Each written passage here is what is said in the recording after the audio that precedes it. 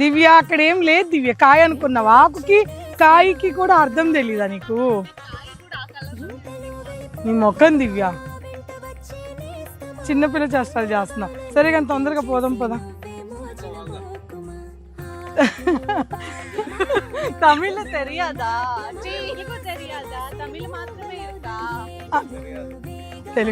తెలుగు తెలుసు కానీ తమిళ వాళ్ళు తెలుగులో మాట్లాడదు దివ్య, తెలిసినా కూడా. హిందీ ఆతా ఆప్కో?